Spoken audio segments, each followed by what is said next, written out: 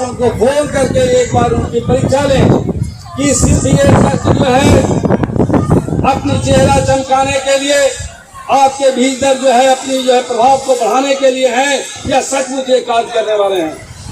मैं सिर्फ इतना ही जानता हूँ, मैं किसी भी तरह की चेहरा चमकाना और बाँह पुजाने वाले पर विश्वास नहीं करता। मैं आप लोगों को कहता हूँ कि आप भी इनकी खड़ी खड़ी परीक्षा लेना और मुझे भी समय आएगी तो मैं लूँगा। अभी हाल में एक बार मौसम हुई थी, एक सास बहू की झगड़ा हुई थी, तो मुझे ऐसा महसूस हुआ कि मुझे रीता जी का मदद लेनी चाहिए। मैंने इनको फ़ोन किया, संजोग से जब तक इनकी मैं मदद ले पाता, मैंने स्वयं जो है सीनियर एसपी से कॉन्टेक्ट करा के उस समस्या का समाधान करा दिया। तो बहुत अच्छी बातें हैं। मैं इसी बात के साथ मैं आप सबका अभिनंदन करता हूँ। लेकिन विशेष अभिनंदन तो हमारे यहाँ विशेष अतिथि लोग आए हुए हैं जो अपना कीमती समय निकाल करके और मानवता की सेवा के लिए हमेशा जो तत्पर हैं।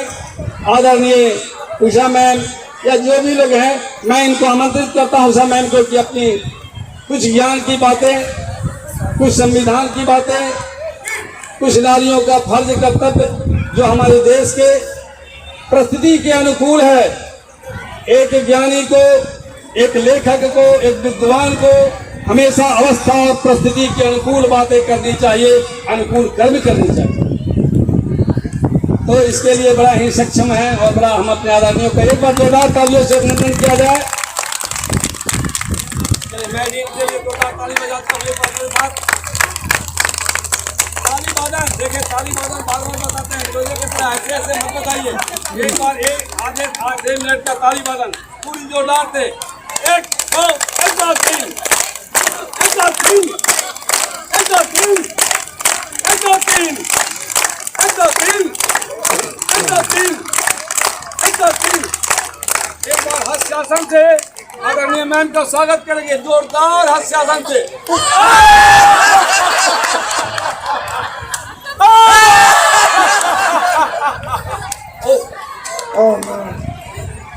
बहुत अच्छा गुरुजी, आपको बहुत प्रणाम। और आज इस शिवाजी पार्क में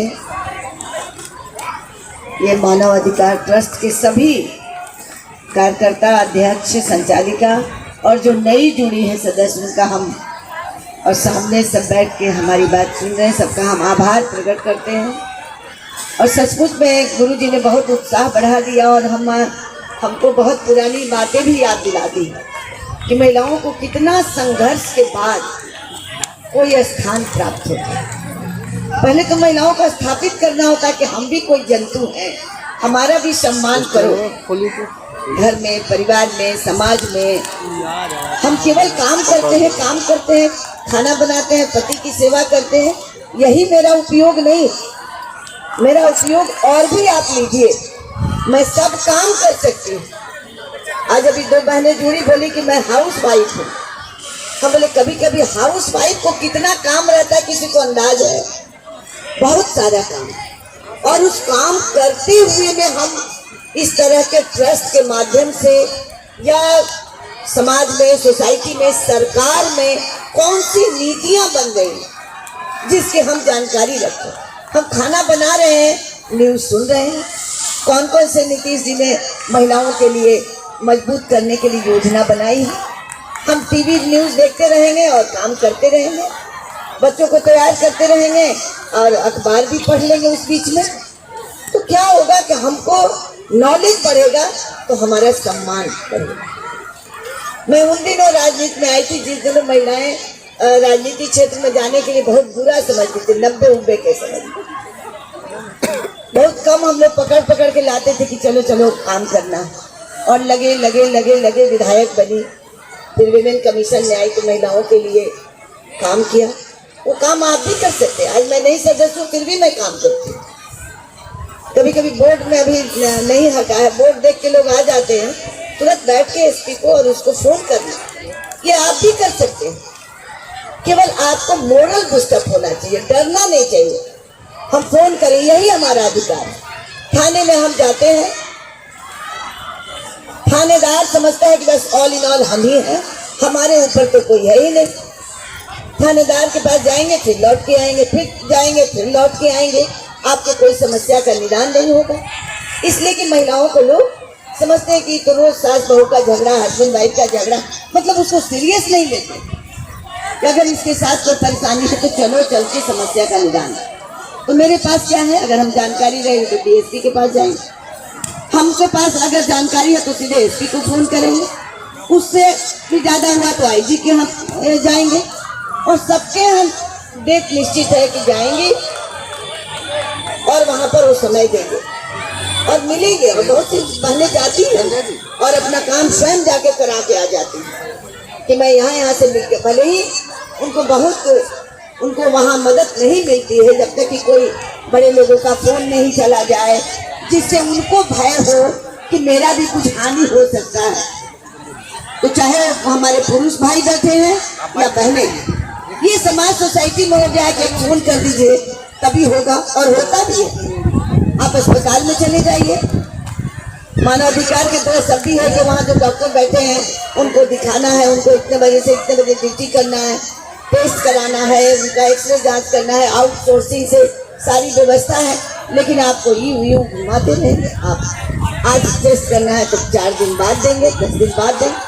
आप अवेयर अगर रहेंगे तो भाई आप जाके डायरेक्टर से मिलेंगे, उसके हेड से मिलेंगे कि मेरा पेशेंट कल अगर इसको नहीं है दवाई मिला जांच के बाद तो ये तो मर जाएगा, और आप समय दे रहे हैं आप 10 दिन बाद। इस तरह की छोटी छोटी जानकारी आपको डेली न्यूज से और अखबार से लोगों के बीच में बैठकर जानने समझने से आएगा।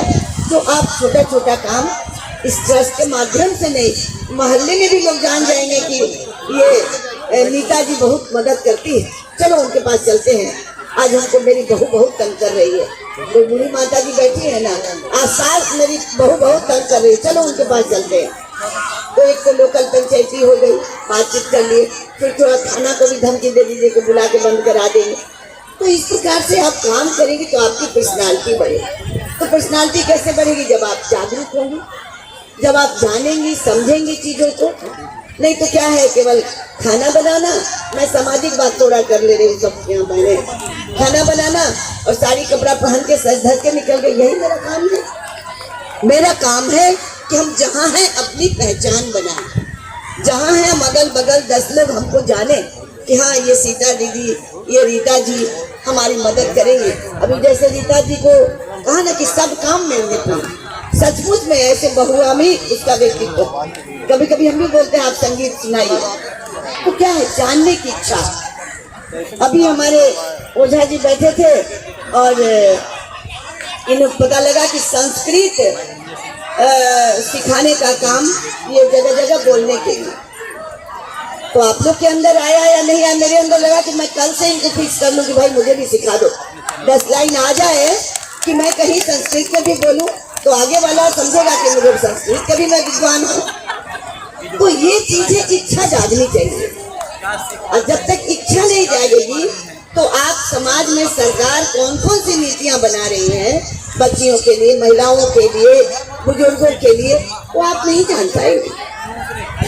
आज पहले हमारी बेटियां पढ़ती थी तो आप लोग के प्रेशर से आज थोड़ा सा गरीब बच्चियों के घर में किताब के लिए, कॉपी के लिए पैसे नहीं मिलते। आज देखिए स्कूल में अभी सारी व्यवस्था सरकारी स्कूल में है, किताब कॉपी के लिए भी पैसे मिल रहे हैं, आने जाने के लिए भी पैसे मिल रहे हैं, खाने की भी व्यवस्था है। आप अस्पताल में जाइए तो गर्भवती महिला, पहले सरकारी अस्पताल में कोई नहीं जाता था, आशा की बहाली हुई, ममता की बहाली हुई, और ये सब बहाली होते होते लोगों के बीच में घूमती है बहनें। शुरू में बड़ा शर्मिंदगी महसूस की, आशा में काम करेंगे, और धीरे धीरे धीरे धीरे आशा में जो ग्रामीण क्षेत्र में जो बहनें काम कर रही हैं उनको आर्थिक आमदनी भी है और दूसरे को सहयोग भी। चलो अस्पताल में ले गई, ले जाने का उसको पैसा मिला, वहाँ जो गर्भवती बहने गई उसको भी खाने पीने के लिए पैसा मिला, जो नवजात शिशु जन्म लिया उसके लिए भी पैसा मिला। उसके बाद आप उससे आगे बढ़िए, 10 साल 12 साल की जब बच्चियां हो जाती तो उसके शादी के लिए भी पैसे सरकार आज दे रही है। तो ये कैसे पता चलेगा? ये आप जहाँ बैठे उससे चर्चा करें, जानकारी करें, अपने रिलेटिव को सबको बताएं कि भाई इस तरह का भी प्रोग्राम है। बच्चियाँ पढ़ रही हैं मैट्रिक की, IE की, BA की 10,000 था। जब हम किसी कॉलेज में, खबर महिला कॉलेज में प्रिंसिपल थे, उस समय 10,000 मिलता फर्स्ट डिवीजन करने पर बच्चियों को। और उस समय जितनी बच्ची की उसकी शादी हो गई कहीं भी। हम जब गए, बोल मैडम आपके कॉलेज से फर्स्ट डिवीजन पास की थे, 10,000 रुपया मिला। पैर छू के प्रणाम की। तो मुझे लगा कि देखिए कितना इसका स्वाभिमान बड़ा, अपने ससुराल में भी है। तो मुझे सरकार से 10,000 रुपया मिला और मैं फर्स्ट डिवीजन पास की। आज 25,000 रुपया मिल रहा है। उसकी राशि बढ़ते गई, लोगों का डिमांड बढ़ता गया। सरकार देखी कि नहीं, इससे बच्चियां आगे निकल रही। मैं उन दिनों गांव में जाती थी, बच्चियां निकलती नहीं थी घर से बाहर कि मैट्रिक के बाद कहाँ जाए पढ़ने। आज जगह जगह स्कूल खुल रहे हैं, साइकिल मिल गई। पता नहीं आप लोग अनुभव करती होंगी, नहीं हम लोग तो बच्चे में साइकिल केवल देखते थे चाचा बाबा को चलाते हुए। साइकिल थोड़े हम बेटी को मिल जाएगा साइकिल खरीद कर। बेटी को तो सबसे पिछली कड़ी में रखा जाता था। खाना पीना भी है तो सबको खिला के ही बाद वाला ही खाना खाते। इस स्वभाव में भी है हमारा कि भाई चलो सबको खिला दिए तो थोड़ा कम भी है तो हम कम खा ले। ये मेरा स्वभाव है, माँ का स्वभाव है, बहन का स्वभाव है, बड़ों का स्वभाव है। ये हम इसको निकाल नहीं सकते। आज देखिए साइकिल जब सरकार ने निर्धारित कर दिया तो आज सब बच्चियों को आप देखिएगा कि साइकिल लेके जा रहे हैं। कितना आनंद आता है। ये जो अंदर से जो फील करता है उसी को ये आनंद का अनुभव होगा। हम तो रोक रोक के सबके साथ रुकते, कैसा लग रहा है, अच्छा लग रहा है। और आज देखिए आज कोई एक दूसरे को टिक्का टिप्पणी नहीं करता। इसलिए सरकार के काम को, एक तो सरकार जो काम कर देती है वो हम लोग कितना करेंगे। सरकार तो एक नियम बना दी और सब नियम लागू हो गया। हमारा काम क्या है, हम प्रचार कर रहे हैं। अब ये ट्रस्ट का क्या काम है, जगह जगह आज से प्रारंभ हुआ। आज से यह पहला प्रारंभ है इस कार्यक्रम का। और इस कार्यक्रम को लेके जहाँ जहाँ से इनको इनविटेशन आएगा कि आप आइए हमारे पार्क में भी ऐसा काम करिए, हमारे लोगों के बीच में भी हम वहाँ 50-100 लोग रहेंगे तो इस तरह का कार्यक्रम कीजिए।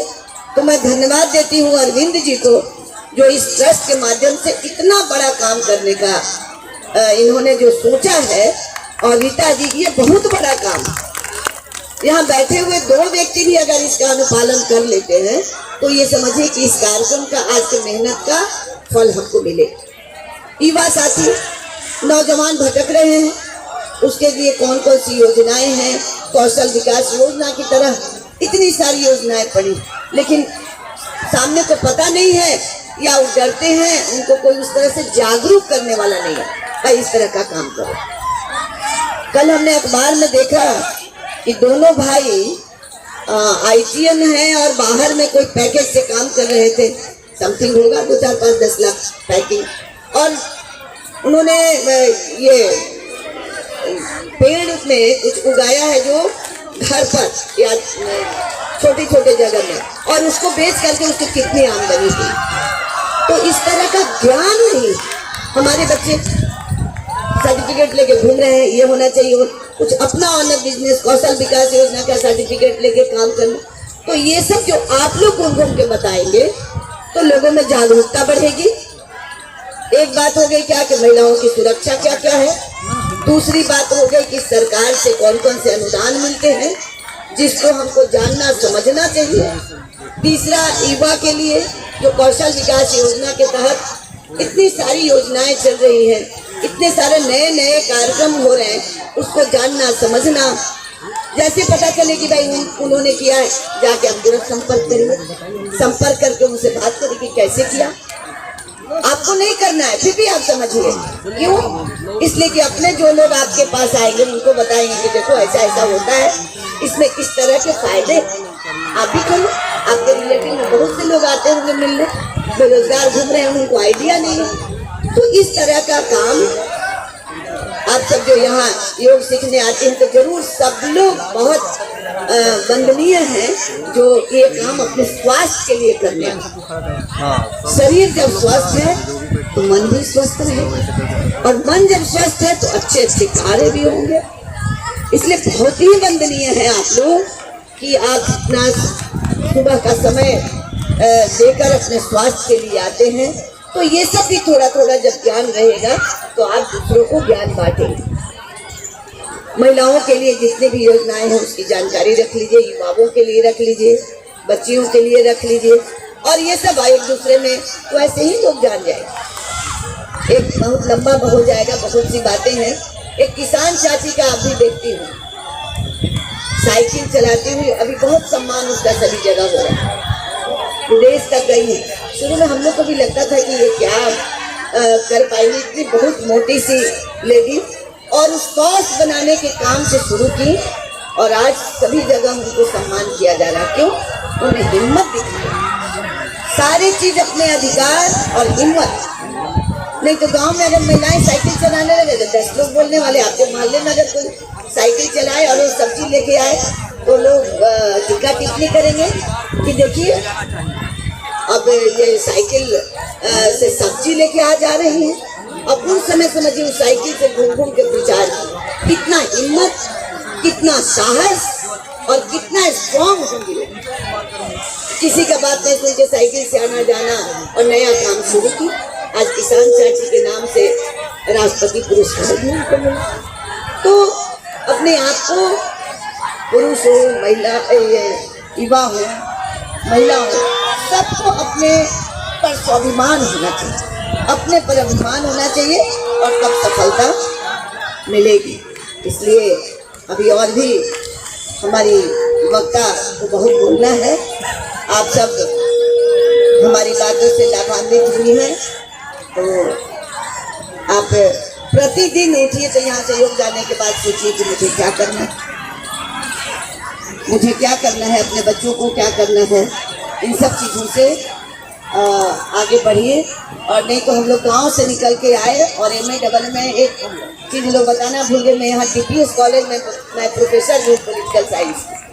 सोचो एक साथ कितना काम, पढ़ाई भी करना, बच्चे भी देखना, शादी भी हो गई थी, बच्चों को देखना, परिवार को देखना, उसमें पढ़ाई भी करना, फिर नौकरी भी ले लेना। तो ये सब आप स्ट्रॉन्ग बनिए, रोज सोचिए कि मुझे काम करना है, एक कदम आगे बढ़िए और बस ऊंचाई आपको पलट चुनेगी। इन शब्दों के साथ मैं पुनः बधाई देती हूँ अरविंद जी को और रीता जी को, गुरु जी को, कि यहाँ से यह कार्यक्रम प्रारंभ हुआ। आज ये शिवाजी पार्क में सुबह से जो हम लोगों ने कार्यक्रम का शुभारंभ किया है, अभी ये कहाँ तक जाएगा कार्यक्रम।